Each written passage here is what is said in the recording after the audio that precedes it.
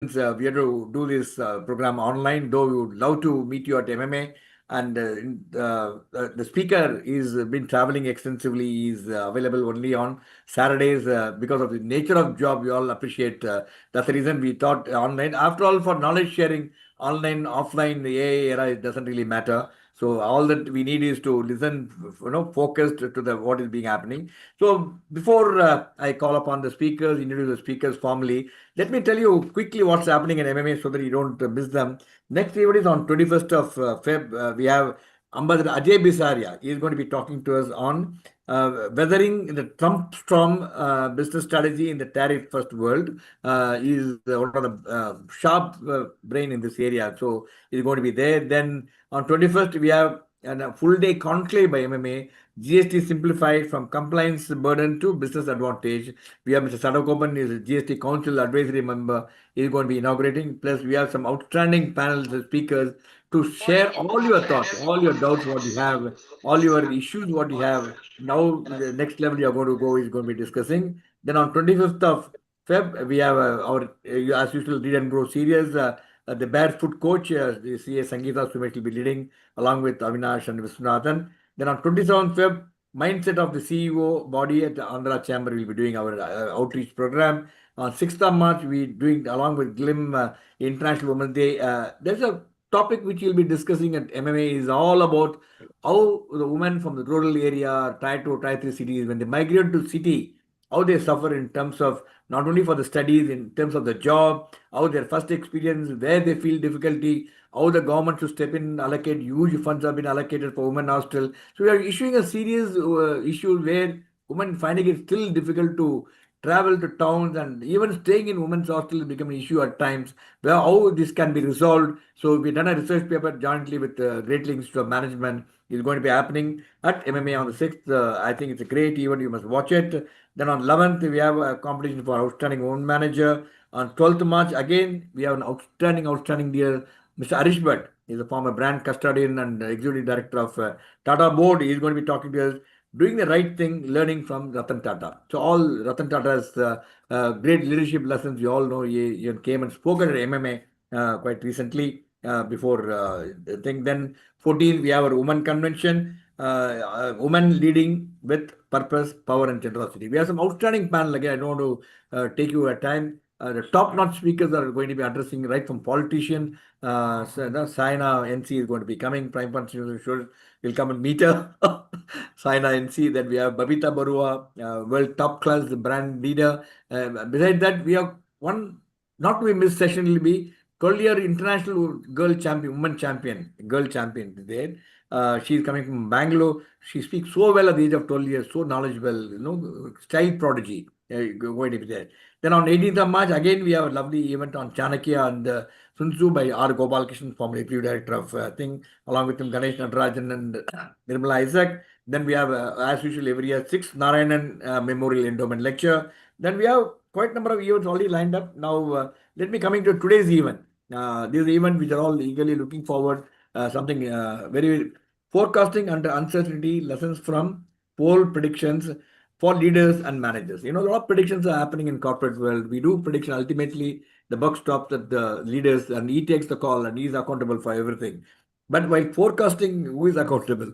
And ultimately, the result comes and how it's going to be there. We have got an expert who will share with you how the scientific manner the results are compiled. And I have seen many a times, more than 90% of the time I've seen it's almost there. Though there could be a lot of difference between the agents, but overall I've seen somewhere, it gives somewhere the trend analysis. And we are going to be discussing this, and it'll be with the poll coming soon, it'll be a good idea for us to understand. So next time when you watch the poll forecast happening in television, you will be very knowledgeable to analyze what is the good, what is bad, what is ugly, and what you should take, what you should not take. And we have some outstanding speakers today with us, and who will be setting the contract will be our Chief Election Commissioner, Mr. Krishnamurthy. Will be joining us any moment now. And we also have Sriram Seshadri, Psephologist and also political analyst, one of the known things. We have seen him quite a lot in the television and other. Then we have got Prime Point Srinivasan, another great friend of mine and a brilliant mind, and he's done some phenomenal work in the area, including Sansad Ratna Award, which he recognized outstanding parliamentarian. So he's most sought after award by the parliamentarians, and he is the one founder, and worked very closely with Dr. Abdul Kalam, who advised him to start this, and he followed his principle, and is also president of Digital Association of India. Then Mr. Kumaraswamy is the author, columnist, and consultant. Will be joining us now. Before we move forward, may I request you to please kindly share the AVs of all the speakers, the profile, please. Shankar, can you go and do that? Screen share and share the AV.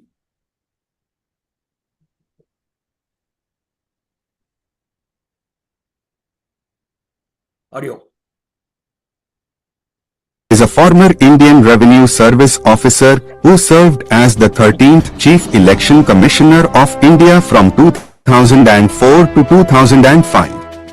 During his distinguished career, Mr. Krishnamurthy held several senior government positions, including Secretary, Department of Company Affairs, and was the first IRS officer to become both Secretary to the Government of India and Chief Election Commissioner. Mr. Krishnamurthy is the author of Miracles of Democracy and continues to be associated with leading corporate, educational, and non-profit institutions.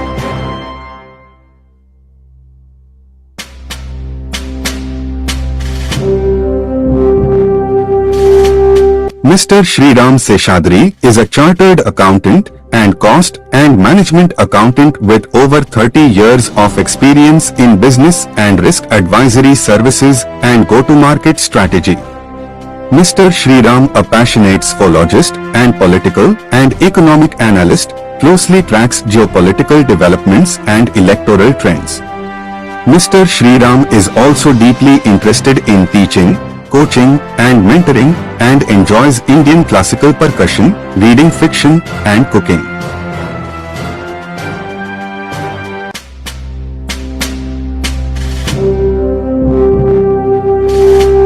Mr. K. Srinivasan, popularly known as Prime Point Srinivasan, is the founder and chairman of Prime Point Foundation and the Digital Journalists Association of India. After over 25 years in banking, Prime Point Srinivasan founded a communication consultancy in 1998 and launched several flagship initiatives including Presence, Sansad Ratna Awards, BJI, and Next Gen Political Leaders. A communication and perception management expert, Prime Point Srinivasan pioneered the concept of image audit and has authored several books, earning multiple awards for digital journalism.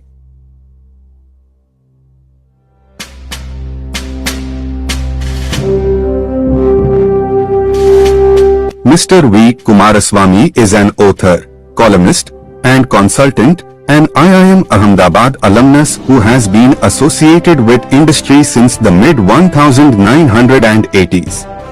Mr. Kumaraswamy has written extensively on economic reforms and policy for leading dailies such as Business Line and Business Standard, drawing on rich field experience from his work across rural India and abroad. Mr. Kumaraswamy is the author of 3 books and over 100 articles and also writes poetry.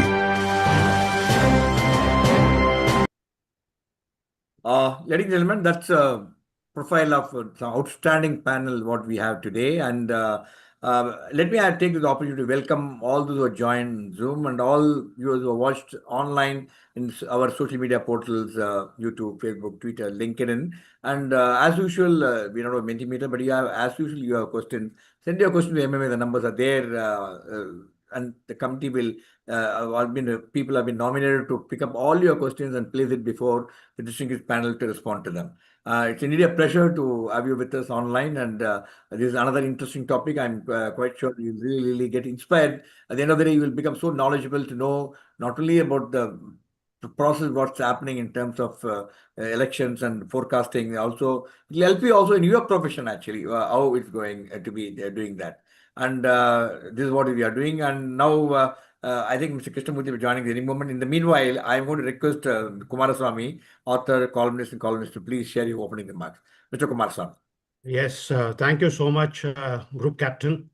And one of the prime responsibilities of intellectuals, I don't count myself as one, the other, other panelists that is also to pass on the knowledge that they have to the rest of the society and educate them so that the debates in the society are educated debates, I think in that connection, I think we have the right combination of people on three different elements of election forecasting and opinion polls and the exit polls and how they are conducted. In fact, the whole thing started when I threw one very intriguing question at Mr. Sriram Seshadri. How do pollsters, that is the psephologists and opinion poll counters, deal with shocks? Shocks and econometrics, the shock is a term when there's a sudden serious disturbance to the system. And you can study it provided you have back data and of similar kind of instances which has happened and come to some kind of a conclusion. But in the last 2 years, if you see, the first shock was Annamalai in Tamil Nadu scenario. I'm not getting political, I'm just giving an example. Annamalai, but over a period of time, we realize it's not even a quarter percent, quarter or even half standard deviation shock. But Vijay seemed to be a huge disturbance to the system. And I asked him, how do you deal with it? You have no past data about him or people of similar origin. How do you deal with him? That led to a very interesting conversation. How polling is conducted, what are the pitfalls, what are the costs involved, what are the problems from the person who is giving the opinion. It was a very interesting talk, which almost stretched about 1.5 hours. When all that I asked him was for 5 minutes of this one. So I thought I'll suggest it to MMA because there was a lot of lessons for corporates. He also incidentally is a corporate consultant specializing in, amongst other things, go-to-market strategies. And MMA kindly accepted it. Video on. Mr. T.S. Krishnamurthy joined. Sorry, Mr. Kumaraswamy. Yeah. Shankar, Mr. T.S. Krishnamurthy, can you unmute and put his video on, please? So I make a permission go ghost, sir. Yeah. You. Do that. Welcome, Mr. Krishnamurthy, and looking forward to hearing from you. Yeah, go ahead, Mr. Kumaraswamy. Yeah. And, quite often we are intrigued by the kind of opinion polls you have and the exit polls you have. And the various newscasters, when they show, there will be, 7 opinion polls with, 5 different leading parties or, landslide victories. How does it happen? The techniques are the same, sample may be the same, or the population from which it is drawn is the same, but to come to so much, different conclusions. And I think it was necessary for us to clear that, perception about intrigue. And I think Sriramji was a very right candidate to, give it to us. Of course, there is something beyond, what appears. And I leave it to him to dwell into those aspects, those ones. And of course, the second, leg of this is the mind mapping, perception, how it is formed. And Prime Point Srinivasan is, deeply into it. How do you read the mind? When does it tell the truth? And the perceptions are, based on several things. How are they in a state of flux always? And when is it best to catch him when he is most susceptible or, to tell the truth, reveal the truth?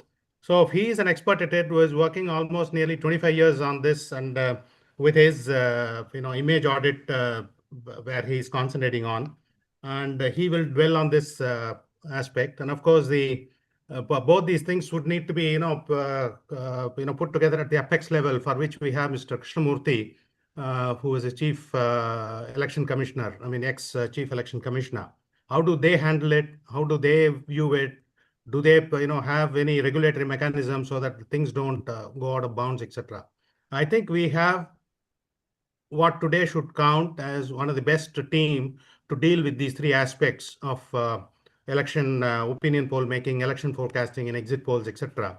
Very balanced panel, and I would, request all the people attending, either Zoom or other social media, LinkedIn and YouTube, to make the best use of it. And through the questions as well as what they're going to say, it is going to be a very interesting topic. They are going to be, educating us so that we will return home with a lot more clarity and a lot less of intrigue and distaste or doubts about the election polling system itself. Thank you so much, and I pass it on to the next speaker. Thank you, Mr. Kumaraswamy. Sir, once again, very warm welcome to Mr. Krishnamurthy, and thank you for joining in spite of your busy commitment. And we are all eagerly looking forward. I formally introduced Mr. Krishnamurthy, but there are so many things which are not put in the thing. He has introduced so many innovative, regulatory things while he was a chief election commissioner. So if I tell him, I have to tell you so many things. And now, sir, you will share his insight for about 8 to 10 minutes. Followed by other speaker, Prime Point Srinivasan. Then we'll have a free-flowing conversation among the speakers. Over to you, Mr. Krishnamurthy. One thing you missed out between that is Mr. Seshadri. Sriram Seshadri. He's the main hero, correct. Yes. Immediately after Krishnamurthy, Mr. Seshadri will share his insights. Sorry. I am sorry I was slightly delayed because I was coming back from a lecture on artificial intelligence, and a reference was also made to the use of artificial intelligence in the election management. So it was quite interesting. I was a little delayed because of that. Well, I thought I was going to speak much later than what I have been scheduled now.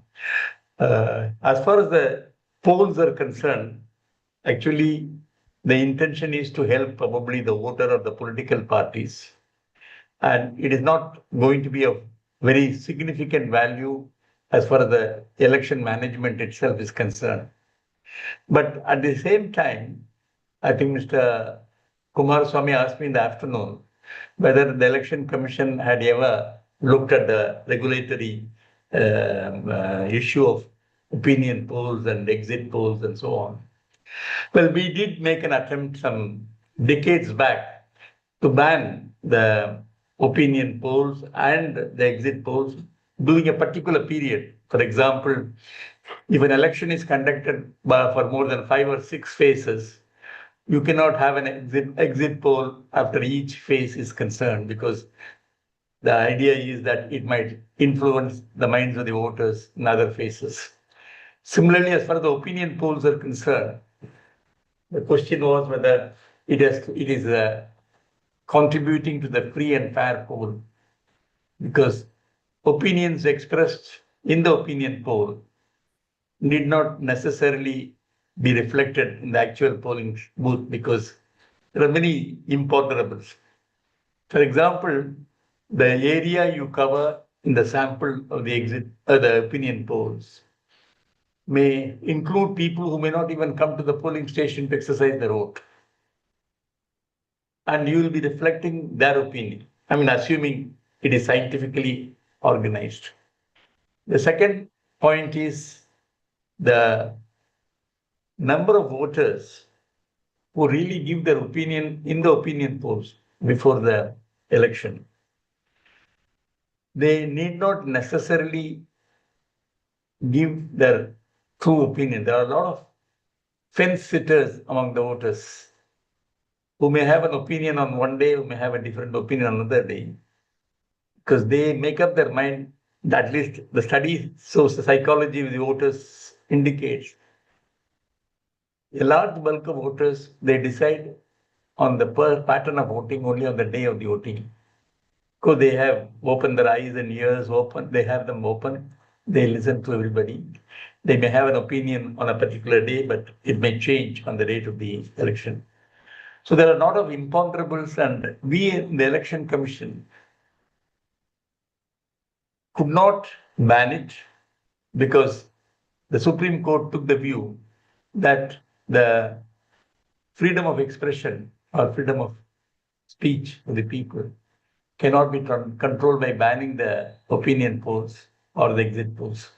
So ultimately, we decided on some kind of a regulatory mechanism to ensure that the opinion polls or the exit polls do not influence the course of conducting a free and fair elections.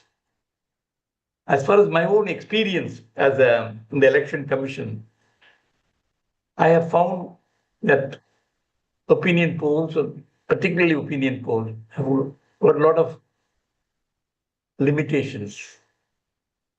Not only because it may not really reflect, you go only by a sample. Of course, you follow a statistical method, you indicate the sampling that has been adopted and so on.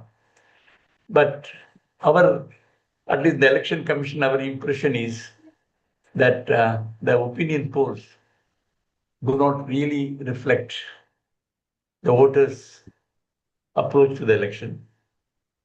They may indicate a broad trend, but need not necessarily be the actual or real opinion of the voter. And with the way in which the media has been using these opinion polls, sometimes, I don't say that, I don't accuse that they are biased, but sometimes there is an impression that some opinion polls are not necessarily neutral in its character. There's a very strong belief, at least we have come across from the opinions of the political parties particularly.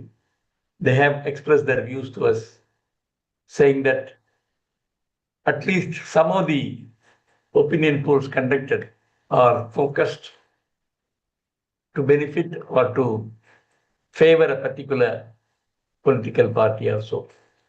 I'm not going into the ethics of it, but it is an accepted fact that opinion polls are, of course, as far as possible, scientifically done, but they do not reflect the actual opinion of the voters on the date of voting. But at the same time, we cannot ignore the impact of these opinion polls.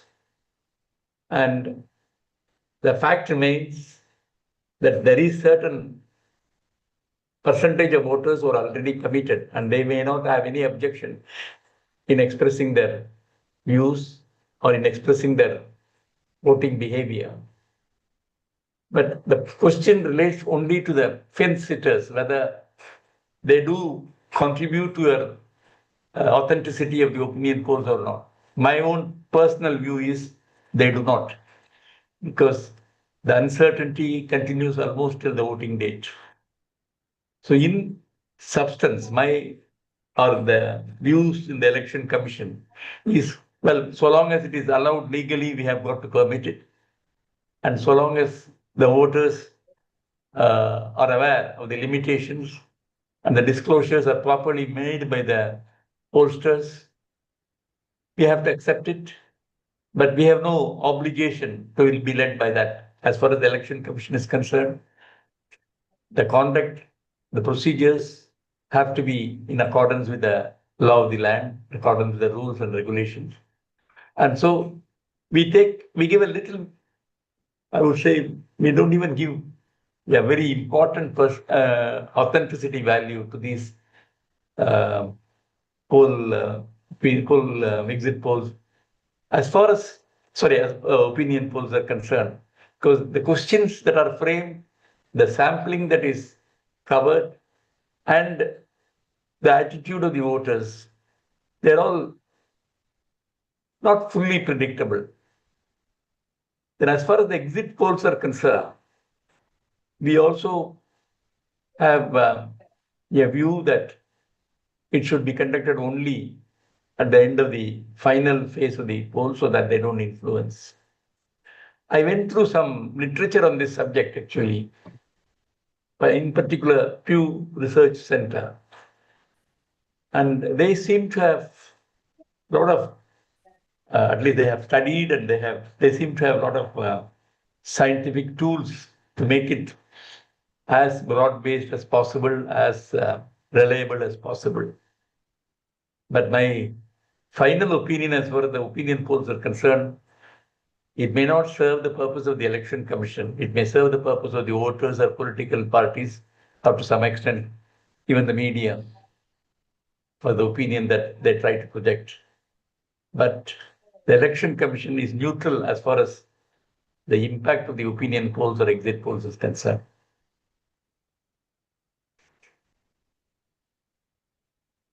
Thank you. Thank you so much, Mr. Krishnamurthy. And with those opening remarks, I think he has set the stage and thrown a challenge to Mr. Sriram Seshadri for for his part of the lecture. We'll get about 25-30 minutes, Mr. Seshadri, to lay out your case, as well as mention how the corporates also can benefit from whatever lessons that this polling exercise does. Thank you so much. Definitely. Thank you very much for this opportunity. And then, excellent preamble provided by Chief Election Commissioner Sri Krishnamurthy. I think I agree with him. Am I audible?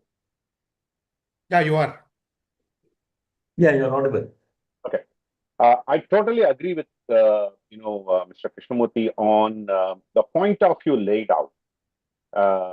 Whether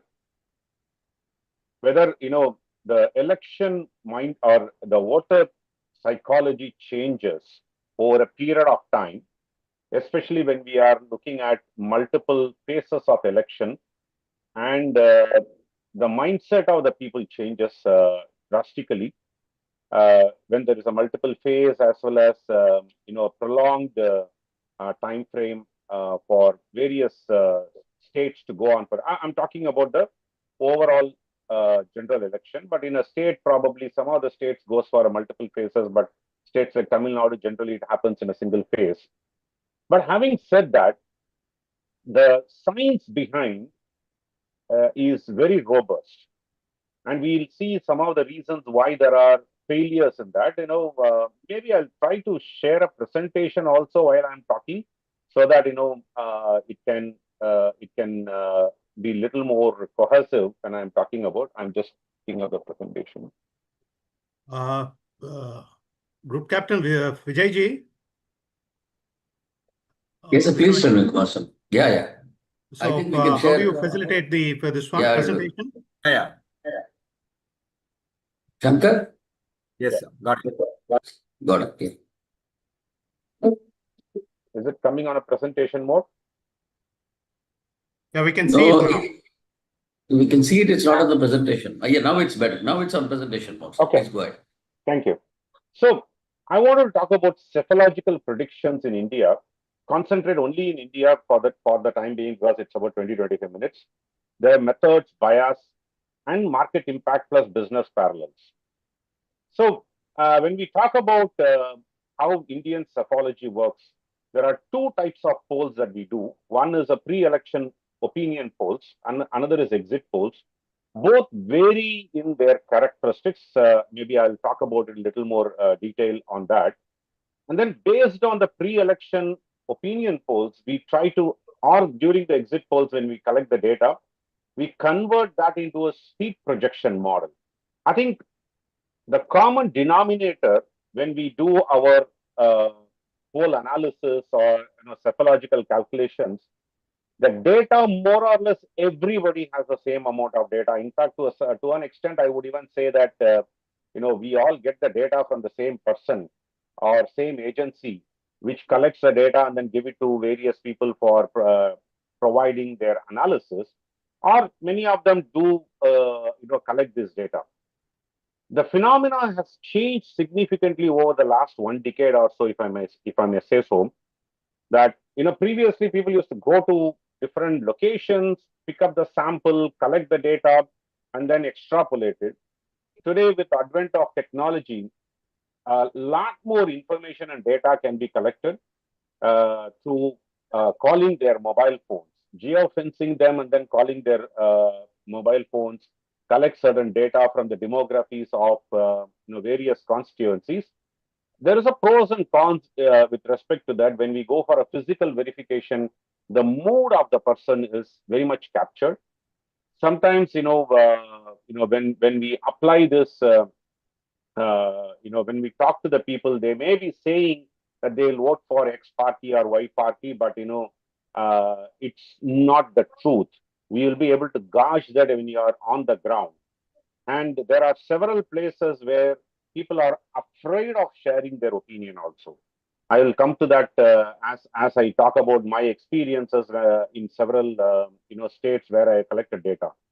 Whereas when it comes to an exit poll, it is 100% happening on the ground, because people do collect data when people are, after the voters vote and then come out of the voting booth in a considerable safe allowed distance, we collect the data. There's a huge difference between what the information collected in both opinion and exit polls. The timing for opinion polls is weeks and months before, and then several iterations are done. Sometimes every month the mood of the nation is captured. Whereas for exit polls on the day of the election that we collected, of course, the Election Commission regulation prohibits the exit poll data to be published before the last day of the election, I think 6 p.m. or whenever the election gets over. And that is when, we can publish that. So the last day of the election, the calculations will be a little more haphazard, but otherwise previous phases, we'll be able to do a lot more study, analysis, understanding, correlate that with the opinion polls collected, everything, and then we can present it. So that the certainty of if everything happens, I'll come to the bias later on and then errors later on, but scientifically this is possible. And then the sample collected, is likely voters, whereas when it comes to exit poll, actual voters, because we just call out these outside the polling booths. In opinion poll, the prediction is who will you vote and how will they vote, how the people will vote. Whereas when it comes to exit polls, only predict how they voted. So there is a little more, certainty in that. There's no, at least people are very clear as to what they voted. Even there, people may change their preference. They may not reveal the truth, but at least to a major extent, the exit polls have a solid information. Accuracy with opinion polls is pretty low because of data collected over a period of time.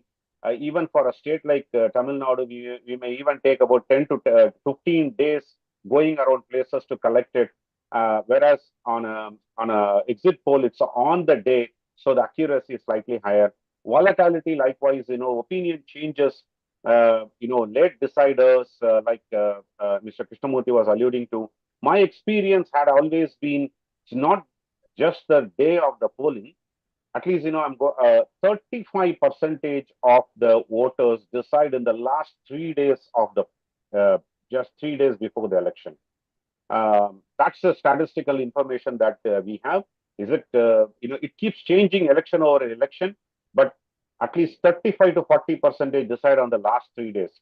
So then you can remember, the volatility will be, extremely high in opinion poll. Sampling bias, because of the mobile penetration, we don't go to the, locality, we don't go to the ground to collect the data. So what they talk over a phone is different from when you see them, face to face.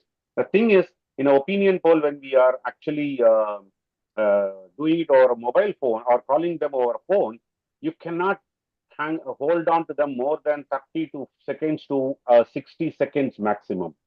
Unless there is physically there, you can engage in a conversation, the qualitative data can be collected. But when someone is being called on a mobile phone and using an IVR technology, it's a maximum of 30 seconds is what ideal. Maybe stretch it up for another 10-15 seconds, but otherwise 30 seconds is the maximum. So as much data had to be collected, and how one places the data also. Say, for example, press 1 for this party, press 6 for some popular party. People actually don't have a patience to listen to all the options before they choose. So there are a lot of biases that would exist. Turnout error. In an opinion poll, it's only not collecting the opinion of the people, but also we need to forecast what would be the turnout on the election day. Is it going to be 55% poll, or if it is going to be 75% turnout on the day of the polling? I think that matters a lot, especially 2 to 3% of fluctuation, will change the decision itself on the seat arrival. Then finally, model change, I talked about it. It's going to be predicting the turnout plus the vote choice, whereas in an exit poll, it's only we are going to predict only the vote choice. Why it is unique in India, it's too complex. Because the scale and diversity, we are talking about 970 plus million voters, in India. 22 scheduled languages, and dialects differ.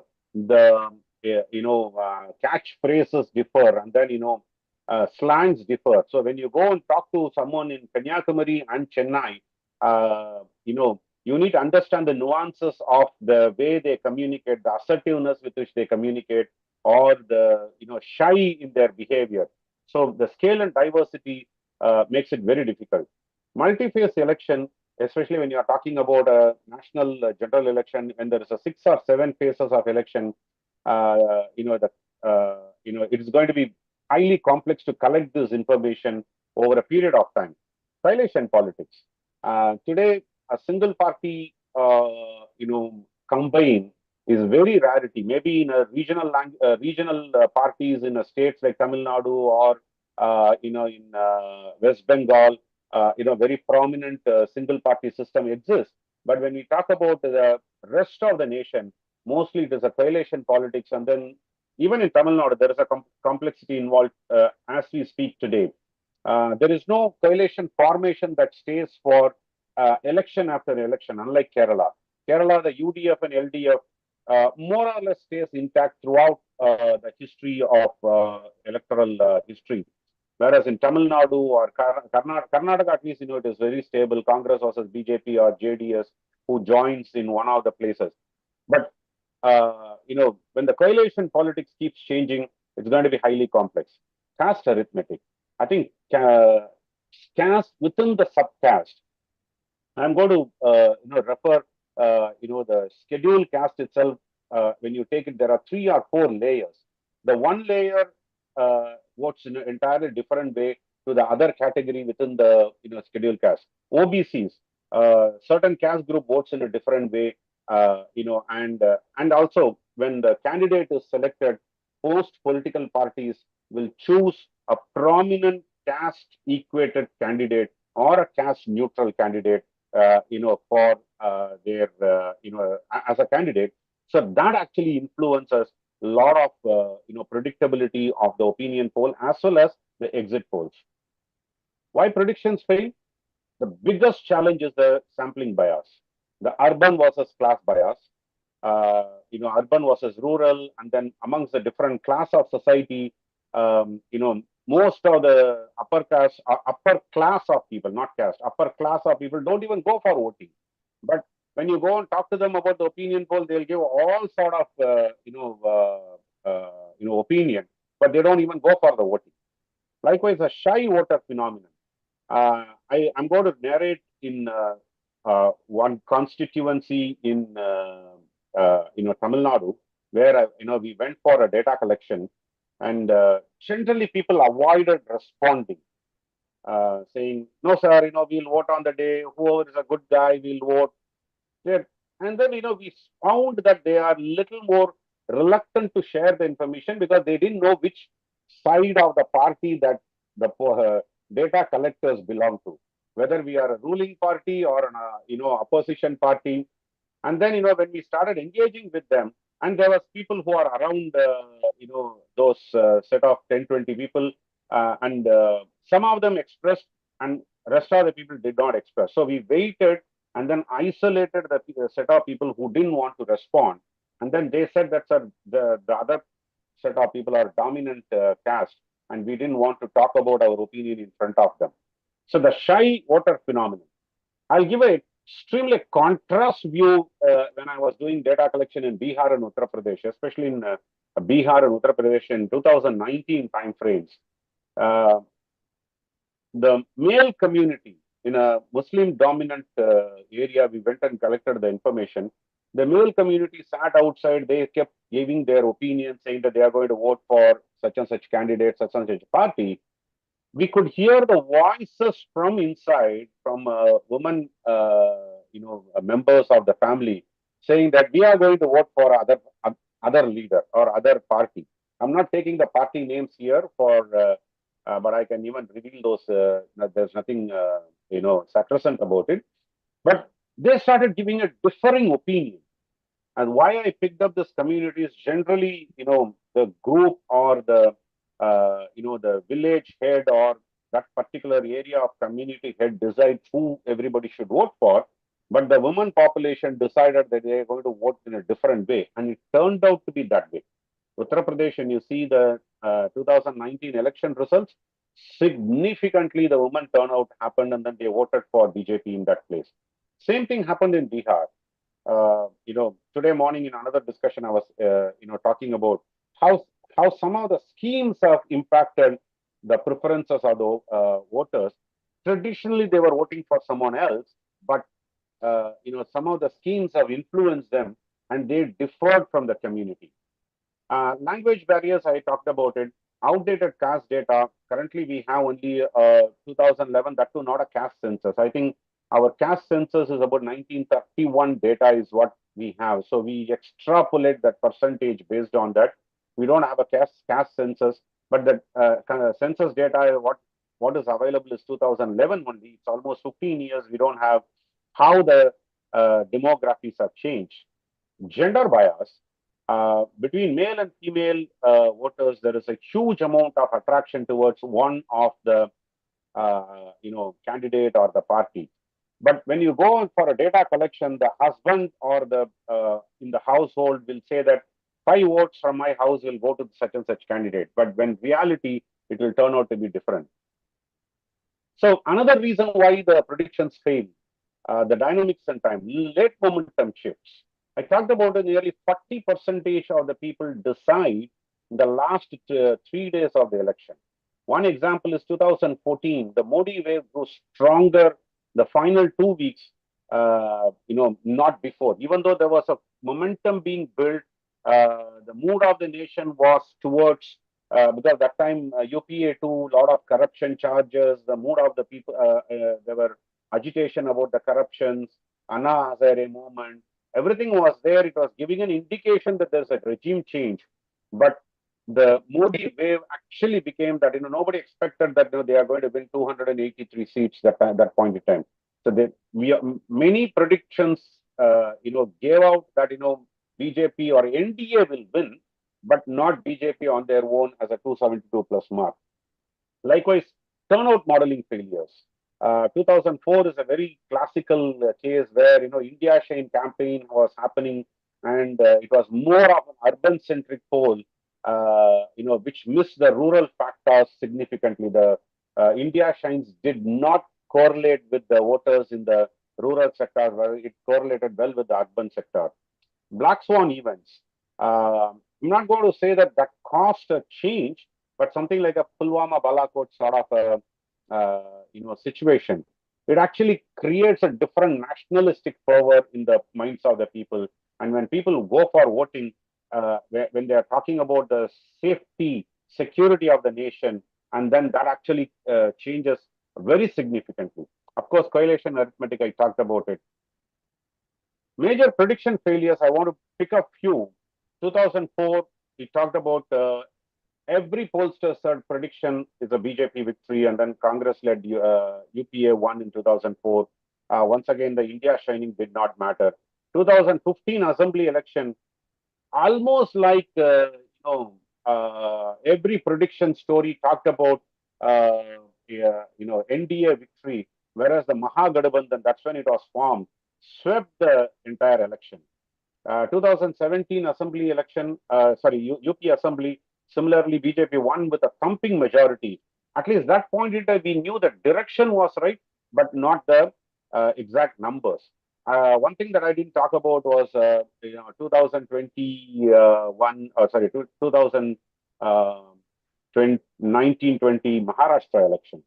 There was a message that everybody said it is NDA government forming, but how many seats? Is it 250, 240? And then it turned out to be entirely different.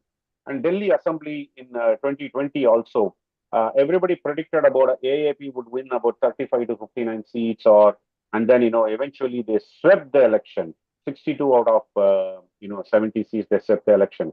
The mood of the people was not caught properly. For me, the biggest failure when I started working, at least 10 to 12 election analysis that I started doing, 2023 Karnataka.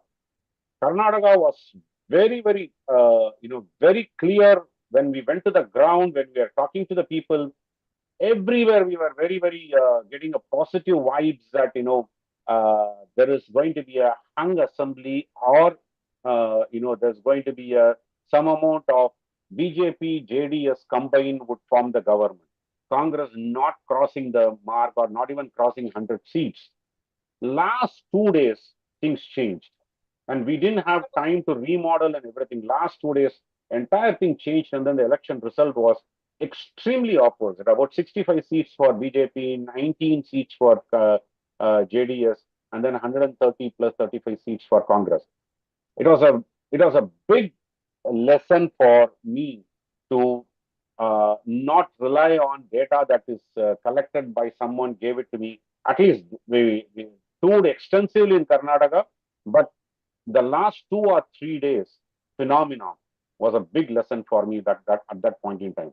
Whereas Chhattisgarh election just before the 2024 election, 6 or 7 months before started getting the vibes. While most of the pollsters said that Congress will retain the power, got the very clear indication the regime change was happening. But the extent of the regime change, the numbers were prevalent only about a month before the election. But at least 6 or 7 months back, before itself, we got the very clear indication that the regime change was happening. How does stock market react to the polls? I'm just picking this up very clear for a simple reason. Why even Mr. Krishnamurthy was talking about the opinion polls and exit polls. I have seen this impact during the opinion polls. When opinion polls show a likely indication of an NDA government, stock market reacts positively. Whereas when UPA, I'm talking about a national election, there is a little bit of sulkiness in the market. Exit poll volatility. This is where most of the time when I was talking to Mr. Krishnamurthy a few months back, I was narrating few incidents to him. The exit polls are played by the punters. In fact, 90% of the time, I started losing my faith in the exit polls because the results were totally different. I'm not talking about last 2-3 elections. There have been a consistency in the trend and at least who is going to win, etc. But majority of the time, the exit polls predicted a different, result, where the market went for a short buying, shorting the market, and then making a quick buck in the 2 to 3 days time. And then when the result changed, they all dumped their, they went and covered that short selling in the 3 days, 4 days time. So a lot of investors made very, they made a windfall on this exit poll outcomes. And is there a game played by the pollsters? I'm not going to rule it out. That's why I wanted to pick up the market reactions for the polls. Sectoral and institutional reactions. Based on the poll predictions, especially at the exit polls, there are certain sectors which actually get benefited or they rally differently compared to the entire market. Because of the policy of the government, continuity of the policy, stability of the government, all those actually impact the institutions or impact the stock market, and the currency market as well. The currency fluctuations also do happen, but not to a major extent. Especially the stock market and derivative market react very sharply for an exit poll. Opinion poll is for over a period of time, opinion gets built. So there is no much of a intraday or a couple of days, 2-3 days reactions. Whereas in exit poll, the intraday trade is, they react very significantly, like what happens in the budget. So having said that, what is a strategic lesson for the business? There is a predictability, there is a failures that happen, but there is a science behind every psephological calculation. The sample data, what we collect, and there are biases that we encounter. There is an individual model bias also exists. But what do we derive out of it for a strategic lessons for the business? Embrace the scenarios and plan for it. Build multiple scenarios rather than going by a single scenario. That's why opinion polls actually shows you the trend. For all of us, it shows the trend of how the run-up to the election is getting built up. And if there is any disruption, say, for example, in Tamil Nadu, when you're talking about Congress alliance with DMK, it's a flip-flop situation is happening. Naturally, our models will go for a toss. Tamil Nadu government announced a 5,000 rupees the women benefit, the direct benefit transfer that they were doing. They did a bulk transfer yesterday. Things immediately change for it. Is there an impact? How much of it is impact? And if there is an alliance between Vijay and Congress happens, how much of this impact would happen? So we do embrace the shocks, in our data collection and then modeling. We keep refining it. Same, embrace the scenario in the business.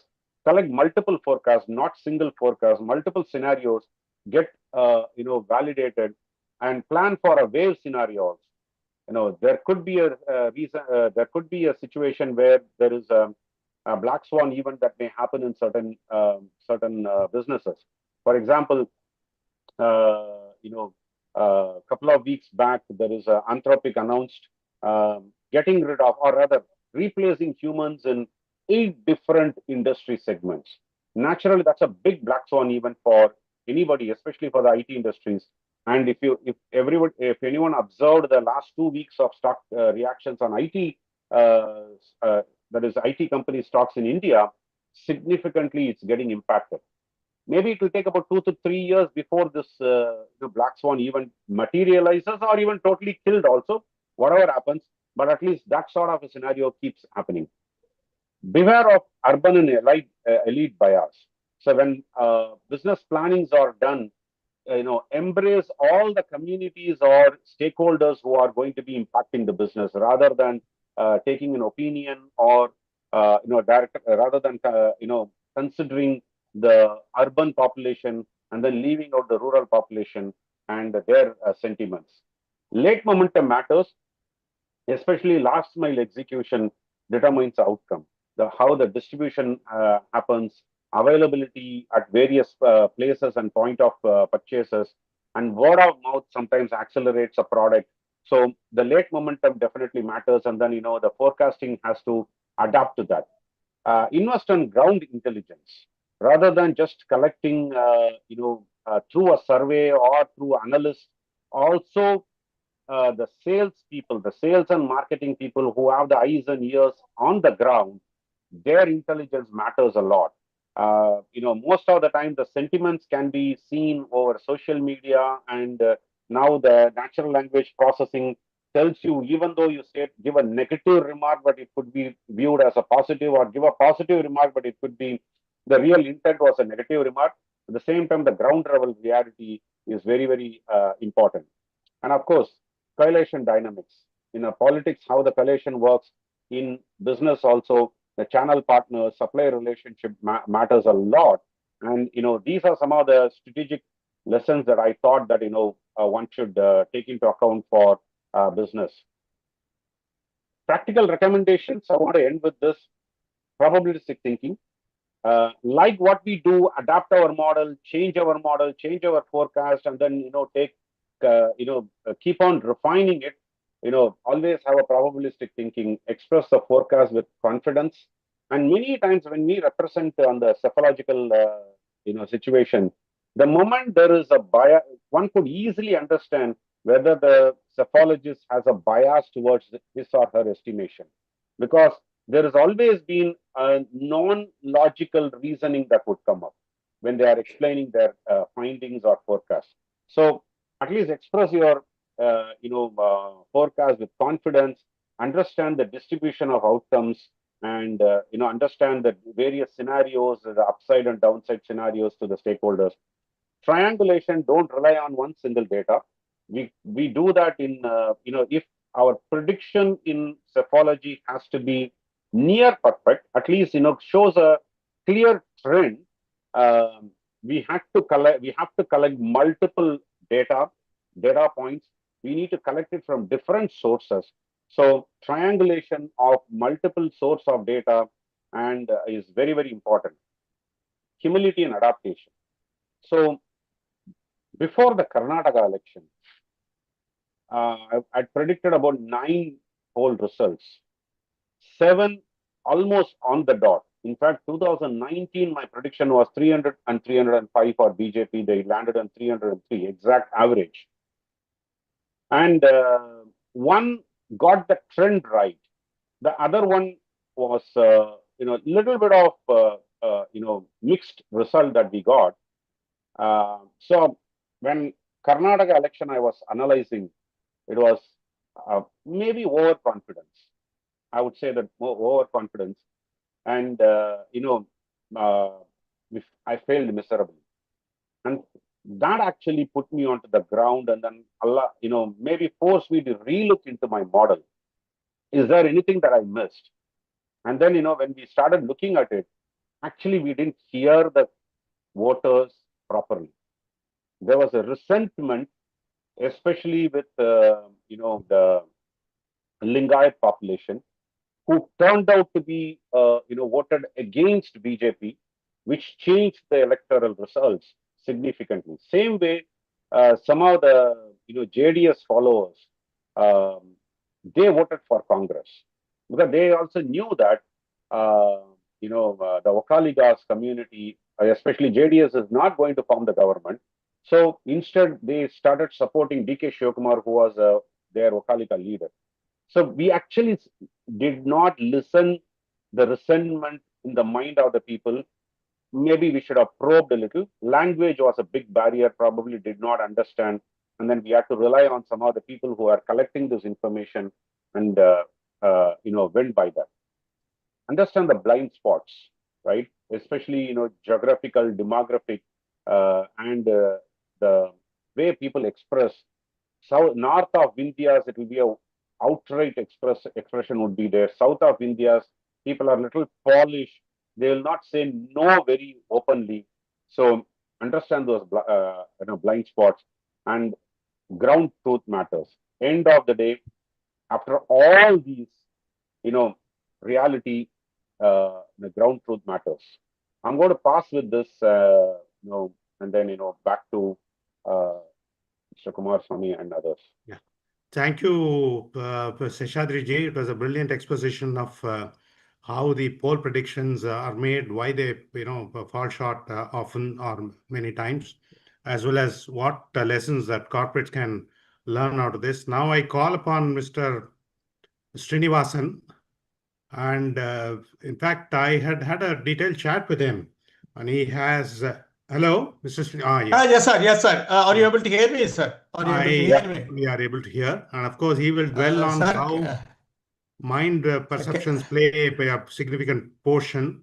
How do they keep on fluctuating, and what is the point at which people are prone or to reveal the actual truth? And he has done significant amount of research in his own image audit assignments, etc.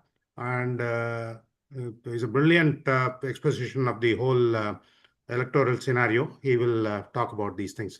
So Srinivasan, we will take about 10 minutes, and after that we'll go on to question answers. Okay, sir. Thank you very much. Am I audible, sir? You are. Okay. Thank you. Good evening, all the viewers. I just start from the point where Mr. TSK and Sriram Seshadri have left, because one of the exit polls, I share one of my experiences, and probably in one of the 5 years, some elections, parliament election or assembly election, some of the students were engaged by one of the agencies, and the HOD, because it was they were supposed to do an exit poll in T Nagar area near Panagal Park and Griffith Road, now known as Maharajapuram Santanam Shalai. That polling booth had 1,200 registered voters. Normally, we have around all are educated voters. Now, naturally, 30 to 35% is the polling. Maybe 400 people will vote. The students were 2 to 3 students were engaged, and the HOD had of the particular mass communication, and the HOD called me and said, "Sir, that our students are coming to your area only. You just, when you go there, you just look at them." When I went for voting, I looked at those boys. Then those boys also were informed that Srinivasan will be coming there and they meet them. Then they were at the appropriate place, they were keeping their boxes and they were listening. Then they were said, sir, we were given around 700 or something like that target. And I said that 700, it will not be there. The voting itself around 400. But it may take 1,200 is the voters there, and 1,200, mostly 400 or 450 people will vote be in this. How that they have given 700? I don't know, sir. Then they were some, it was having a two gates. In the one gate, they were standing there at the end of the street, and they whomsoever coming. Some of them I watched silently. Some of them they did not respond. Some of them answered casually. They told. Maximum they would have collected around 50 to 60 responses. In the evening, I called up the professor and said I saw them and they were doing a good job. And how much response sheets they had given. She said 600 sheets. I did not tell the professor that the voting itself was around 400. That 600 sheets were from it came come. These boys, they wanted to.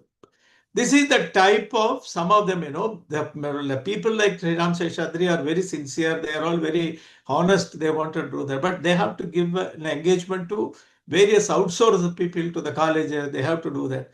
But to what extent they are capable. That's why the exit polls or opinion polls, all these things, opinion polls, even many people used to call me.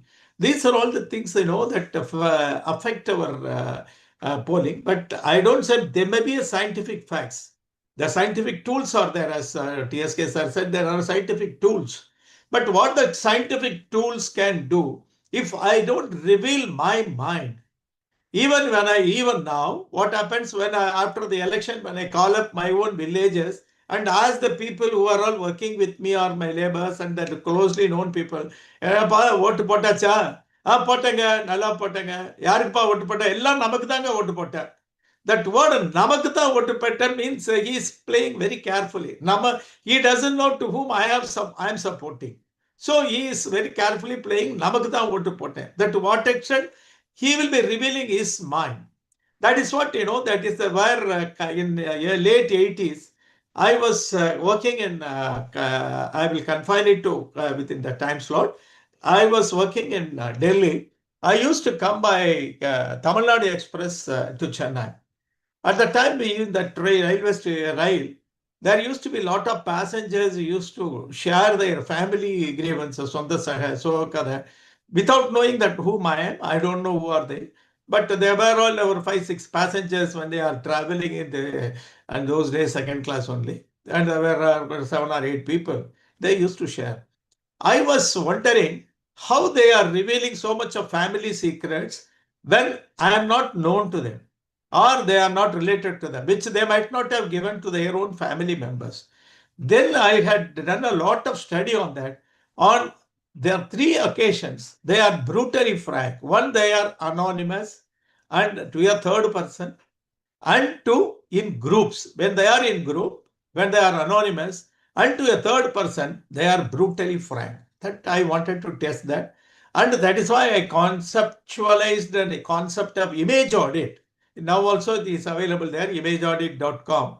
And I started doing it for companies that had become 95-98% of hidden perceptions we were able to capture when I started exercising this. So the people, when the groups, when the poll zoologists they go there, or team members they go there, and they have their own reservation. The people, I don't want to say openly, I want to vote for X party, Y party, or this party. There are so many things. There are so many other influential factors. These are all the things that influence. And how the perception gets formed. Even both TSK sir and Sriram Seshadri were telling that the last minute fence sitters are there. And in fact, I fully agree with them. He was studying to 30 to 35%. But I am giving an award known as Sansad Ratna Award. Sansad Ratna Award is a prestigious award. TSK sir is the co-chair for that award committee also, the selection that's based on the performance. And I have interviewed all of them in confidence. Every one of them, they publicize the Sansad Ratna posters and they are releasing it on the last minute, one day before the election. they suddenly blast Sansad Ratna, I'm a Sansad Ratna awardee, Sansad Ratna awardee. Uniformly, everybody does it. Then I asked them, they said, sir, 10 to 15% of the people, according to them, 10 to 15% of the people are fence sitters. They don't vote because the people voting for BJP, they will vote BJP, vote Congress, they will vote, and all the people they will vote for some reason or other. But when the question of last 10 to 15%, on that, a sizable number, they are fence sitters. They are looking for good performers. So we last minute, we start the narrative. Even Uddhav Thackeray, when what was in the joint Shiva Sena, the last minute he came and said, our candidate is a 5 years of continuously Sansad Ratna awardee. Then what has happened? He got 1 lakh vote extra. Previous election, he got 1 lakh margin. In the 2024 election, he got a 2 lakhs margin. That's what he got this last minute, that perception change, the narratives changes, also that make a lot of difference. Probably that, the pollsters or the poll surveyors, they are finding it difficult. Now, if another discussions are there, I can say how the perception is formed. Over to Kumaraswamy, sir.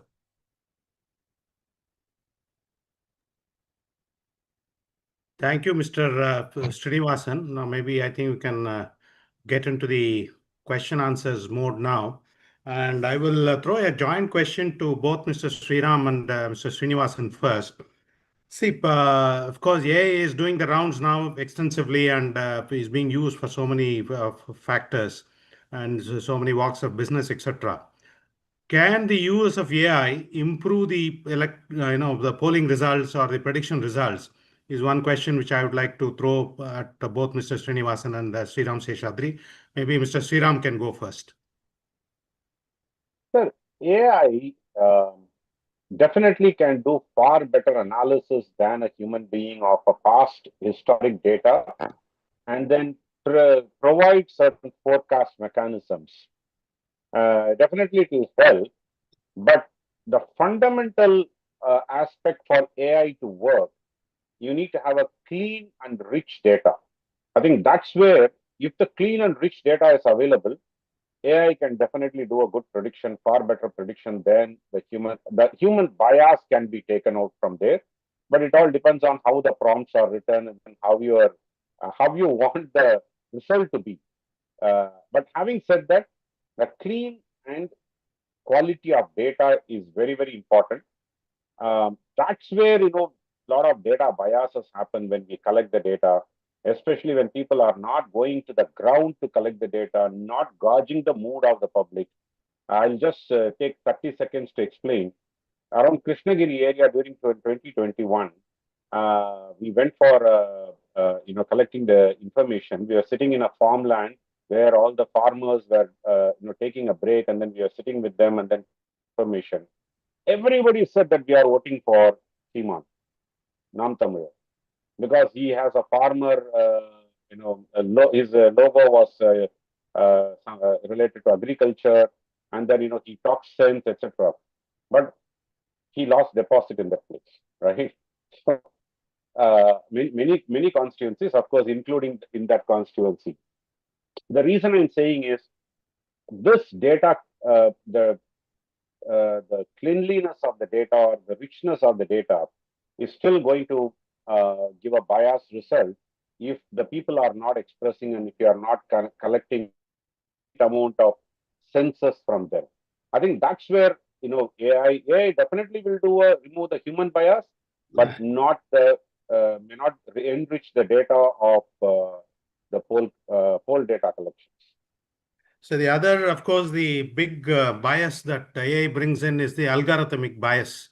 Normally, they operate on certain algorithms which can be, always, tweaked around, or that introduces its own bias. I think Mr. Srinivasan has gone.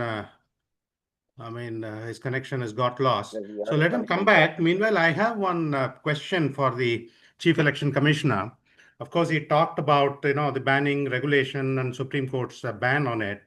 And I would, of course, banning is one thing, but given the significant influence, in fact, I was to ask Mr. Srinivasan about the 5 pillars of how the the perceptions get built. He has a beautiful theory about it. In fact, I was to ask him to elaborate on it. He has 5 pillars, out of which the 3 pillars which are subject to fluctuations based on others' opinion, their own opinion, opinion polls, and what the others say, etc. If it has such a significant influence, I think Mr. Sriram Seshadri also will in private say so many stories which will bear out what kind of influence this has. Probably has already shared it with Mr. Krishnamurthy. And, if it has such a significant, okay, you cannot control it, you cannot regulate it, I can understand. But did the Election Commission at least think of auditing those figures? Yes, you have said whatever you want to say, but is it at least based on actual data, something which you have collected, something which you have, or is it all like the 600, response sheets collected, which Mr. Srinivasan was referring to? Did CEC have any, thoughts on those lines? Sir, you have to unmute.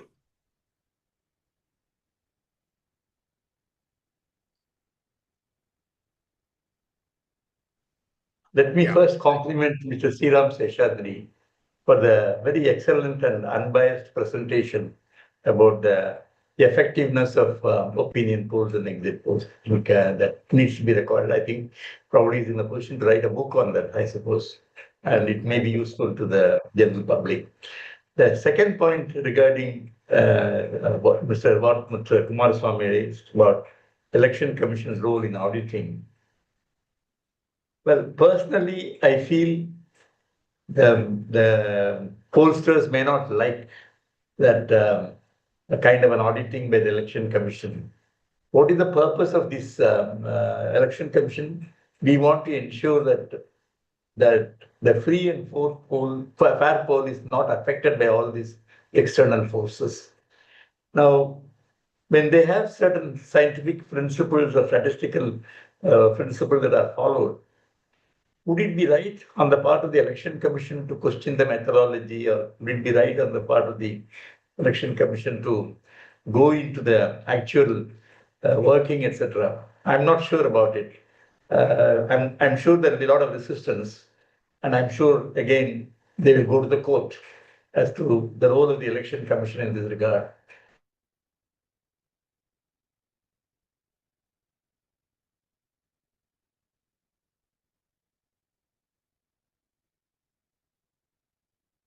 I think we lost him also. Mr. Venkatraman? Hello? Yes, sir. Sir, you have to Yeah, log please in go again. ahead. Who needs to log in? Yeah, see, Mr. Prime Point Actually, Mr. Srinivasan. Venkatraman, Mr. Yeah. Srinivasan is trying to log in through mobile, I believe. Please. Yeah, correct. Thank you. Shankar, Yes, there is a display called Prime Point Foundation. Just make him the co-host. Prime Point Foundation. Yes, sir. I make the frame bond. Sorry, sir. Mr. Krishnamurthy, you can continue now. Can I continue? Yeah. First of all, is the possibility of the pollsters not approving of or interfering with the auditing, etc. Whether it is desirable or not, well, it is debatable. I'm not very sure whether we should really take up these responsibilities when we are not able to find enough time to do the other things. Particularly, the most urgent thing that is receiving attention of the people is the voter registration and so on. So it will be a mammoth task in case we have to do that. But if that is really going to be of any use to promote free and fair polls, yes, I would certainly have to go by an expert opinion on this. Because my own impression is we should not really go into the working of these external, exit polls or opinion polls. So they are working under so many constraints, and they can certainly defend themselves even if you are able to find some errors in the method, because after all, it's a human exercise. Even assuming AI is able to help us in this regard, I have my serious doubts about questioning the methodology adopted, etc. We have only to depend upon the integrity of the institutions which are conducting this. But the larger question is whether these opinion polls, do they really help any particular entity from the point of view of free and fair elections.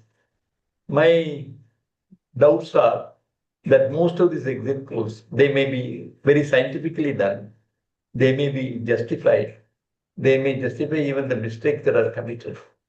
But is it possible to improve the quality of these exit polls? As Mr. Sriram Seshadri has really pointed out, there are areas where obviously improvements can take place. And so long as the intentions are honorable and if they are able to improve the quality of the exit polls and opinion polls, Election Commission should not really get involved too much into that, because we are interfering into the freedom of the voter, into the freedom of the institutions conducting these things. But even then, I would, as you raise this issue, I would rather go by an expert opinion whether it is desirable for the Election Commission to interfere by auditing these things.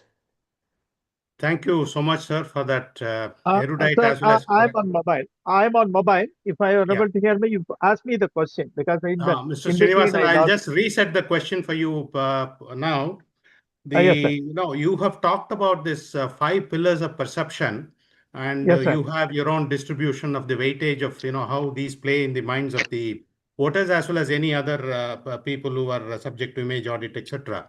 Would you be able Okay. to quickly elaborate on each of these and see how much of them can be influenced by opinion polls and exit polls, and how much of them may not be? Okay, sir. Are you able to hear me, sir, now? Yeah, we can.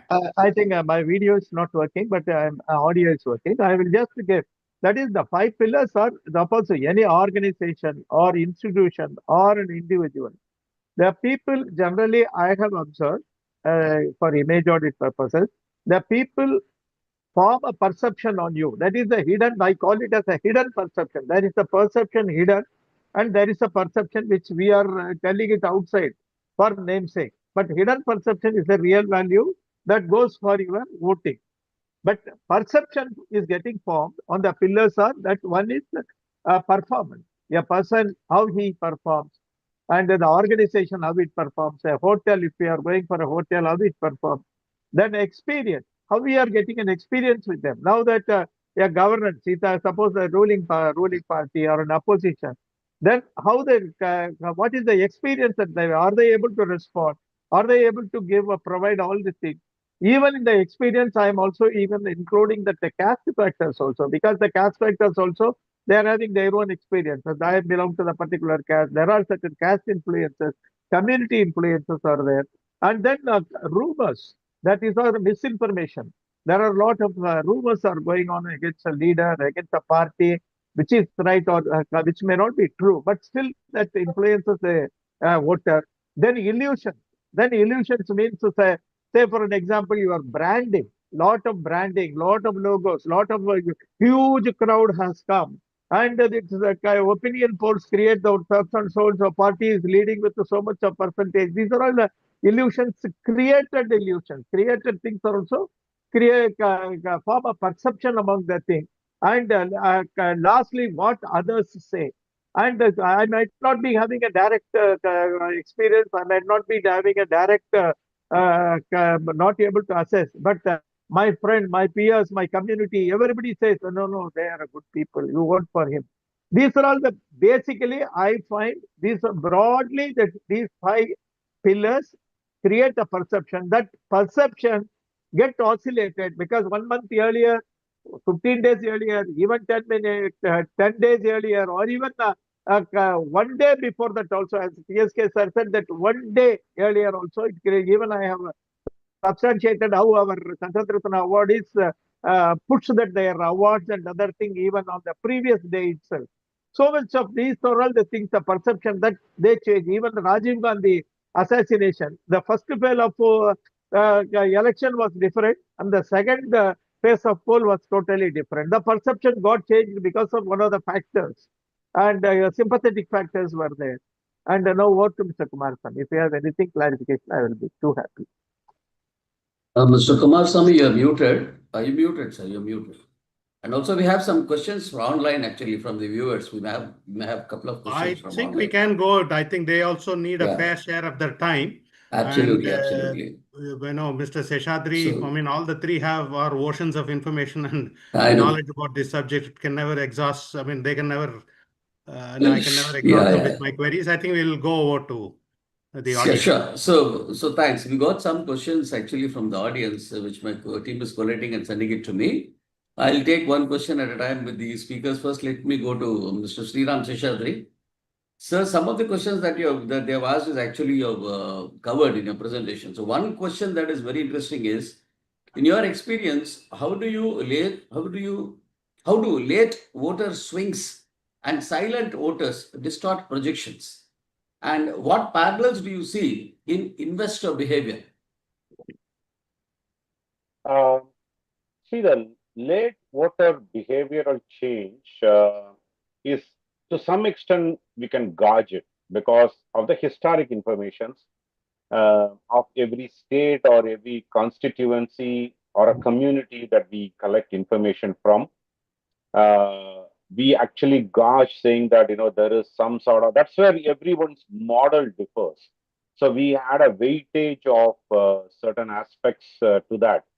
Say, for example, when we are going to sort of, you know, OBC community, where I'll take a example of Tamil Nadu, a 1 year dominant community area, I go and collect an information. Um, the 1 year community would be very vocal about their preferred party, whereas other communities would not be that vocal. So we do give the weightage of, you know, we adjust our models accordingly from the historic, you know, data that we have. Silent voters, silent and wave is something that is very difficult to predict. The silent anger, the wave is at least somewhat predictable because, you know, the trends will keep on saying, you know, very openly. It's easy to, at least there is a wave one would know. Whereas the silent, you know, voters would not even, you know, voice. They will neither voice against or for. So they will say that, you know, I'm yet to decide.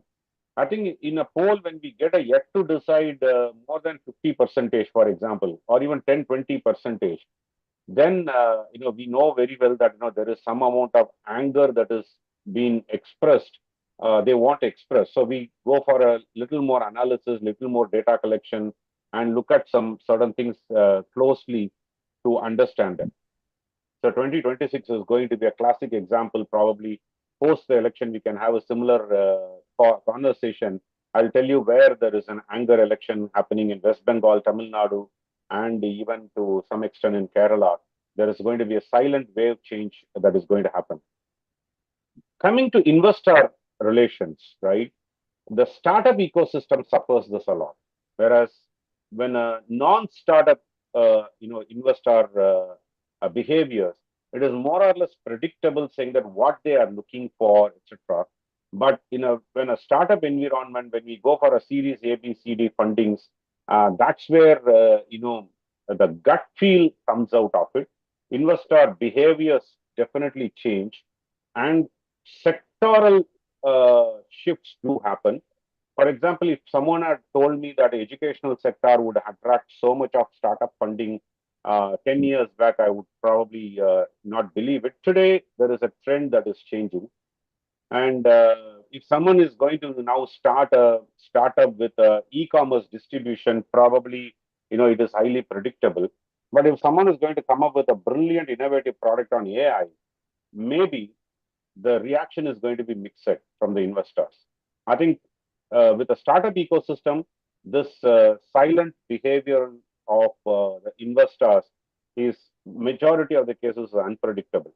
But otherwise, you know, at least investment decisions do follow a traditional path, and at least, you know, there are some amount of transparency and predictability is definitely there, in my humble opinion. Thank you, sir. Thank you. Very nicely have been compared both. And one question to Mr. TSK. Sir, having observed elections internationally, what distinguishes robust electoral forecasting environment from those prone to misinformation or volatility? Comes from Sebastian from Madurai. What little knowledge I have as far as the international poll experience is concerned, I find uncertainty is prevalent even there. Okay. Particularly if you know the elections of Mr. Donald Trump Yeah. versus Mr. Biden or versus Hillary Clinton, the predictions were not as it was as it really actually resulted. So the uncertainty continues everywhere because human behavior is not fully predictable.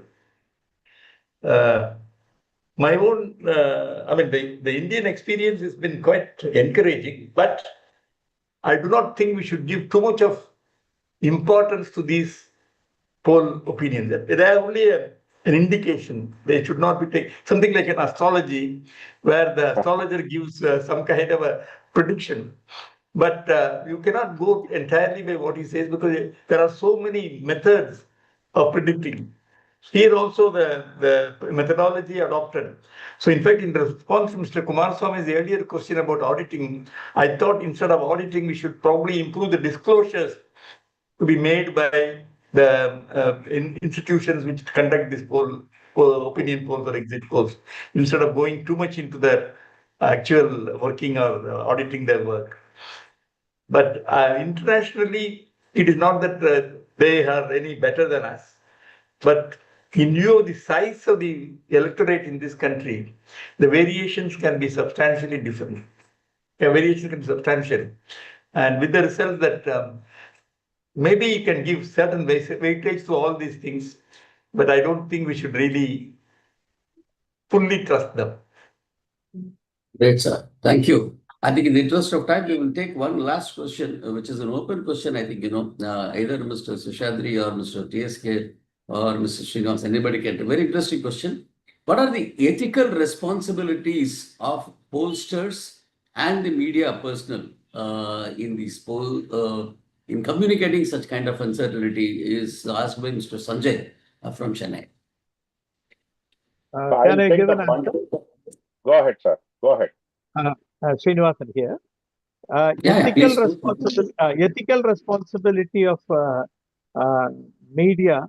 This is one of the biggest thing that, as I am a media person myself, I'm a digital media person, but which is causing a lot of concern. Today, when you look at the evening debate, you can find out from the panelists, they are all called a senior journalist, X is senior journalist, Y is senior journalist.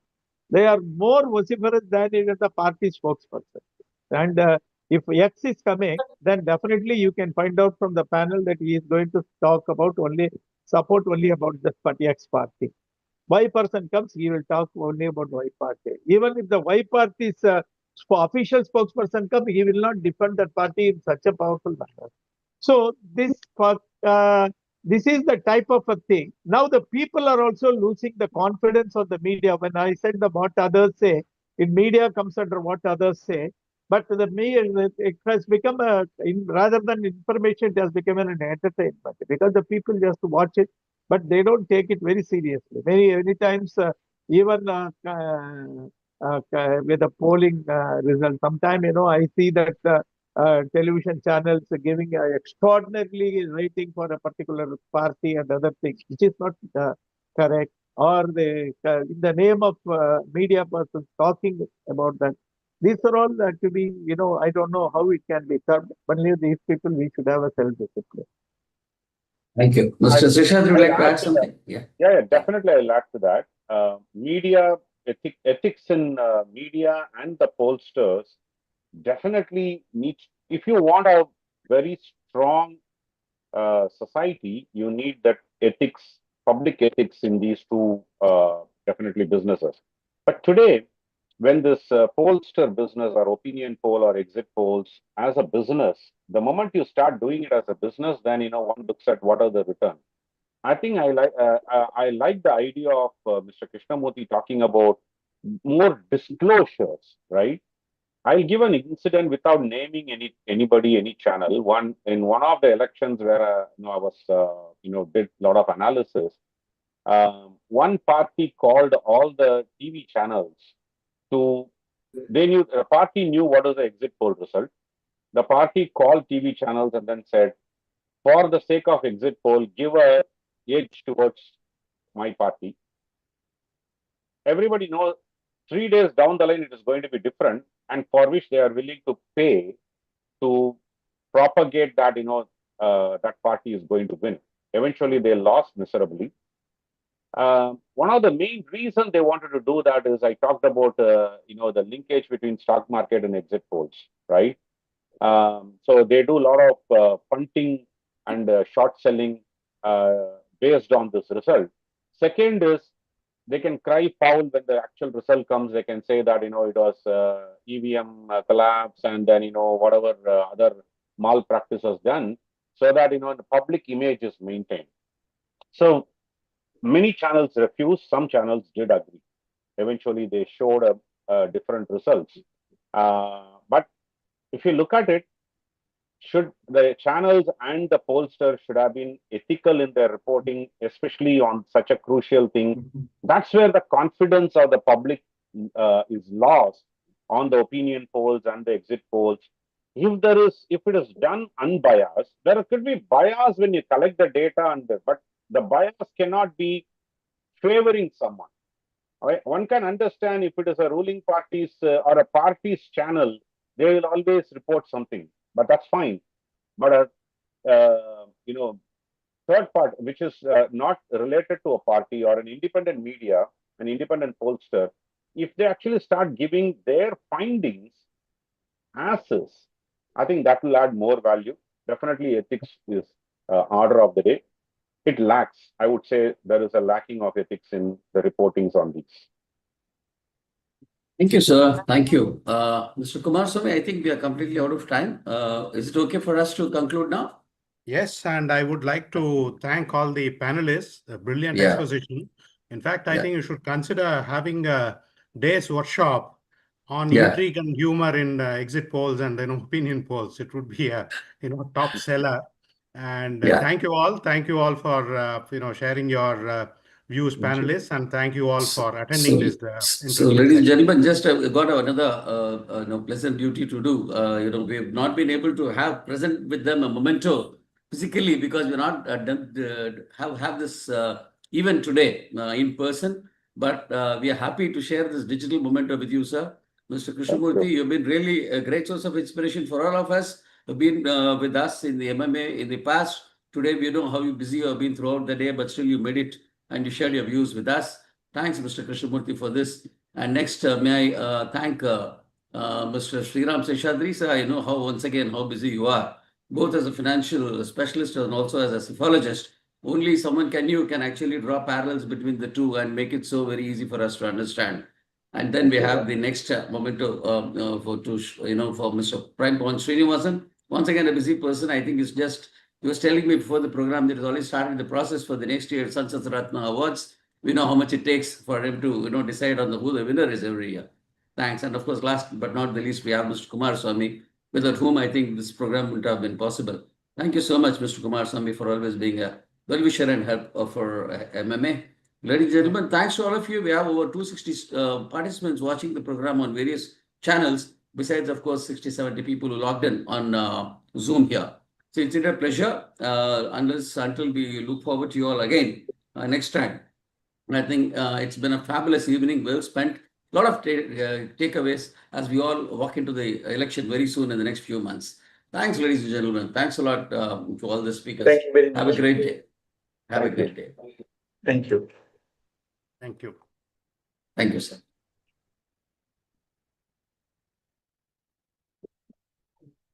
Thank you, sir.